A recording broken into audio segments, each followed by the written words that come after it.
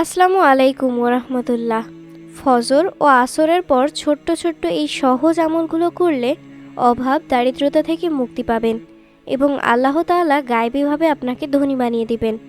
বন্ধুরা, আসরের নামাজের পর ফজরের নামাজের পর এই সময়টা আল্লাহ তাআলার কাছে অনেক দামি সময়। যদি এই সময় ছোট ছোট এই কয়েকটি আমল করতে পারেন, তাহলে আপনার জন্য এতগুলো পুরস্কার আপনি জানলে অবাক হয়ে যাবেন। আল্লাহ তাআলা নিজেই বলেছেন, আপনার উপর আল্লাহর রহমত নাজিল হবে, ফেরেশতারা আপনার জন্য রহমতের দোয়া করবেন। সব ধরনের অন্ধকার থেকে, দুঃখ থেকে, বিপদ থেকে, অভাব দারিদ্রতা থেকে, শত্রুর অনিষ্ট থেকে, দুনিয়ার যত ধরনের ক্ষতি রয়েছে সব ধরনের ক্ষতি থেকে আল্লাহ তাআলা আপনাকে পথ দেখাবেন। সুবহানাল্লাহ। সবশেষে জান্নাতে আল্লাহর দিদার নসিব হবে, সেখানে সালাম আদান প্রদান হবে এবং আরও রয়েছে সম্মানজনক পুরস্কার। দর্শক, আজকের ভিডিওতে বলা মাত্র কয়েক মিনিটের এই আমলগুলো কোটি কোটি গুণ দামি। আশা করি শেষ পর্যন্ত মনোযোগ দিয়ে আমলগুলো বুঝে নেবেন। ভিডিওটি সম্পূর্ণ দেখবেন, কোনো কিছুই মিস করবেন না। ভিডিওটি শুরু করার আগে আসুন একটু প্রার্থনা করি। হে আল্লাহ, তুমি আমাদের সকলকে হালাল ধন সম্পদ ও রিজিক দান করো। যারা হালাল ধন সম্পদ ও গায়েবী রিজিক পেতে চান, সকলেই ভিডিওতে একটি লাইক দিন, চ্যানেলটিকে সাবস্ক্রাইব করুন আর ভিডিওর কমেন্টে মাত্র 3 বার আমিন লিখে উন্মুক্ত দোয়ায় শরীক হন। দুনিয়া থেকে দিনের ফেরেশতারা আসরের পরে চলে যায়, রাতের ফেরেশতারা আসরের পরে আসে, রাতের ফেরেশতারা ফজরের পরে চলে যায়, দিনের ফেরেশতারা ফজরের পরে আসে। প্রতিদিন আমার জন্য, আপনার জন্য দিনে 70,000 ফেরেশতা নাজিল হয়, রাতে 70,000 ফেরেশতা নাজিল হয়। যে ফেরেশতারা আজকে আপনার জন্য ডিউটি করেছে, তারা আগে কখনো ডিউটি করেনি, কিয়ামত পর্যন্ত আর কখনো ডিউটি করবেও না। তাহলে প্রিয় দর্শক, একবার চিন্তা করুন এই ফেরেশতারা কত হাজার বছর ধরে অপেক্ষায় ছিল আজকের এই ডিউটির জন্য। এদেরকে বানানোর পর আল্লাহ তাআলা যেন একটি চিরকুট লিখে দিয়েছেন যে অমুক সালের অমুক তারিখে অমুক দিনে তোমার ডিউটি। এই কাগজটা নিয়ে সে অপেক্ষায় ছিল হাজার হাজার বছর ধরে। আজকে যখন তার ডিউটির দিন এসেছে, তার কী পরিমাণ খুশি হয়েছে চিন্তা করুন। তারা খুশি এ কারণে যে তাদেরকে এই দিনের জন্যই বানানো হয়েছিল।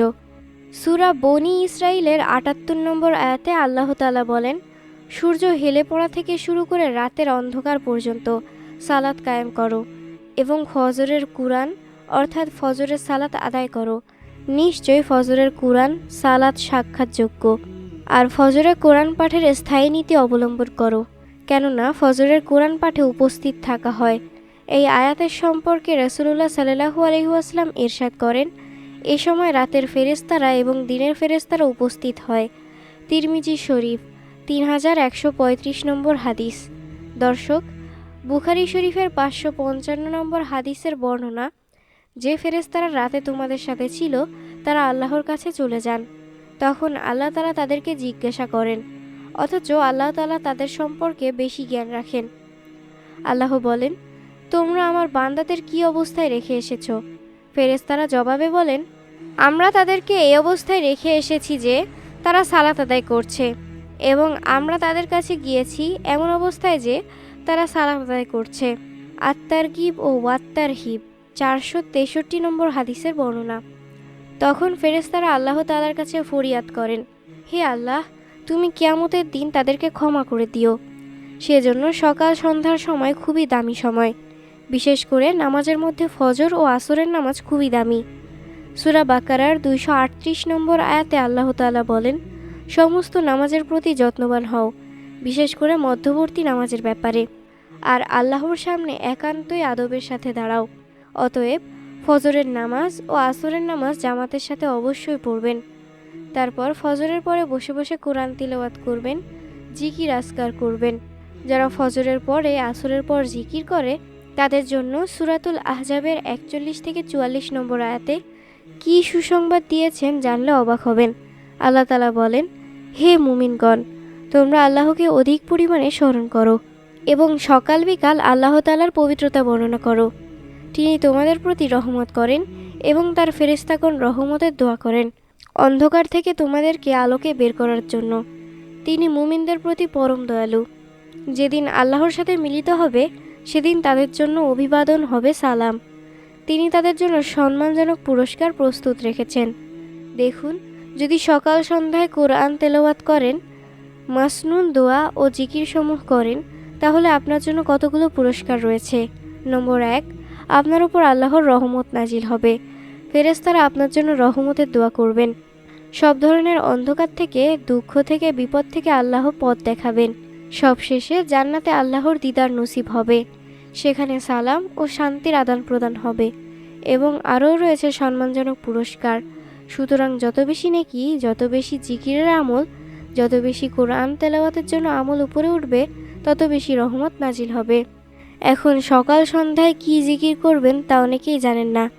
আমি সংক্ষেপে মাসনুন আমলগুলো বলে দিচ্ছি। আসরের পর 3 বার সূরা ইখলাস, 3 বার সূরা ফালাক এবং 3 বার সূরা নাস পড়বেন। সন্ধ্যায় তথা মাগরিবের পরেও একই আমল করবেন। আর জোহর, আসর ও এশার পরে এই 3টি সূরা একবার করে পড়বেন। এই 3টি সূরা অর্থাৎ সূরা ইখলাস, সূরা নাস, সূরা ফালাক, এই 3টি সূরা সকল দুনিয়ার বিপদাপদ থেকে রক্ষার কবচ।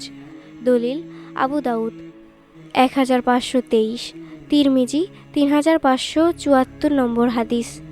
একবার আয়াতুল কুরসি পাঠ করবেন, তারপর 33 বার সুবহানাল্লাহ, 33 বার আলহামদুলিল্লাহ, 33 বার আল্লাহু আকবার এবং একবার এই দোয়াটি পড়বেন, লা ইলাহা ইল্লাল্লাহু ওয়াহদাহু লা শারীকা লাহু লাহুল মুলকু ওয়া লাহুল হামদু ওয়া হুয়া আলা কুল্লি শাইইন কাদির। এই দোয়াটি পড়লে, এই তসবিহ পড়ার সাথে সাথে সমুদ্রের ফেনার পরিমাণ গুনাহ থাকলেও তা আল্লাহ তাআলা ক্ষমা করে দিবেন। এরপর একবার পড়বেন, আল্লাহুম্মা আইন্নি আলা যিকরিকা ওয়া শুকরিকা ওয়া হুসনি ইবাদাতিকা। হে আল্লাহ, আপনার স্মরণে, আপনার কৃতজ্ঞতা প্রকাশে এবং আপনার উত্তম ইবাদতে আমাকে সাহায্য করুন। দলিল আবু দাউদ 1522 নম্বর হাদিস। নবীজি সাল্লাল্লাহু আলাইহি ওয়াসাল্লাম তার সাহাবী মুয়াজ বিন জাবালকে বলেন, হে মুয়াজ, তুমি জীবনেও এই দোয়াটি ছাড়বে না, অর্থাৎ উপরের বলা এই দোয়াটি। সুতরাং যারা এই হাদিসটি শুনছেন তাদের কাছে অনুরোধ, আপনারাও জীবনেও এই দোয়াটি ছাড়বেন না। তারপর ফজরের নামাজের পর 3 বার পড়বেন, সুবহানাল্লাহি ওয়া বিহামদিহি আদাদা খালকিহি ওয়ারিদা নাফসিহি ওয়া জিনাতা আরশিহি ওয়া মিদাদা কালিমাতিহি। অর্থাৎ আল্লাহর প্রশংসা সহ তার পবিত্রতা ঘোষণা করে সৃষ্টির সংখ্যা পরিমাণ, তার নিজ মর্জি অনুযায়ী তার আরশের ওজন বরাবর এবং তার বাণীসমূহের সমান সংখ্যক প্রশংসা। দলিল মুসলিম 2726, তিরমিজি 355 নম্বর হাদিস। তারপর সকাল সন্ধ্যায় 3 বার পড়বেন, আউযুবিকা কালিমাতিল্লাহিত তাম্মাতি মিন শাররি মা খালাক। অর্থাৎ আমি আল্লাহর পরিপূর্ণ কালেমার দ্বারা প্রত্যেক শয়তান, বিষাক্ত প্রাণী ও প্রত্যেক কুদৃষ্টির অনিষ্ট থেকে আশ্রয় চাইছি। দলিল মুসলিম শরীফ, হাদিস নম্বর 2709। এই দোয়াটি পাঠ করলে আল্লাহর সৃষ্টি জগতের কেউ সারাদিন আপনার কোনো ক্ষতি করতে পারবে না, যেটা আপনারা থাম্বনেইলে দেখতে পেরেছেন। এরপর একবার সাইয়্যিদুল ইস্তেগফার পড়বেন। ক্ষমা প্রার্থনার জন্য এই শ্রেষ্ঠ দোয়াটি যদি কেউ সন্ধ্যাবেলায় পড়ে এবং ওই রাতে মারা যায়, অথবা সকালবেলায় পড়ে এবং ওই দিনে মারা যায়, তাহলে সে জান্নাতি হবে। দলিল বুখারী শরীফ, হাদিস নম্বর 6323। আর সাইয়্যিদুল ইস্তেগফারটি হল, আল্লাহুম্মা আনতা রাব্বি লা ইলাহা ইল্লা আনতা খলাকতানি ওয়া আনা আবদুক ওয়া আনা আলা আহদিকা ওয়া ওয়া'দিকা মাসতাতা'তু আউযু বিকা মিন শাররি মা সানা'তু আবুউ লাকা বিনি'মাতিকা আলাইয়া ওয়া আবুউ লাকা বিযামবি। এটি হলো সাইয়্যিদুল ইস্তেগফার। স্ক্রিনশট নিয়ে মুখস্থ করে নেবেন। দর্শক, ভিডিওতে বলা আমলগুলো আপনারা দরকার পড়লে ভিডিওটি পুনরায় দেখে মুখস্থ করে নেবেন। নিয়ম মাফিক আমল করবেন, ইনশাআল্লাহ অনেক সওয়াবের ভাগীদার হতে পারবেন। তো বন্ধুরা, এই ছিল আমাদের আজকের ভিডিও। ভিডিওটি ভালো লাগলে অবশ্যই লাইক, কমেন্ট এবং সাবস্ক্রাইব করবেন।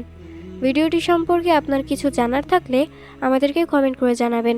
দেখা হবে পরবর্তী ভিডিওতে। আল্লাহ হাফেজ।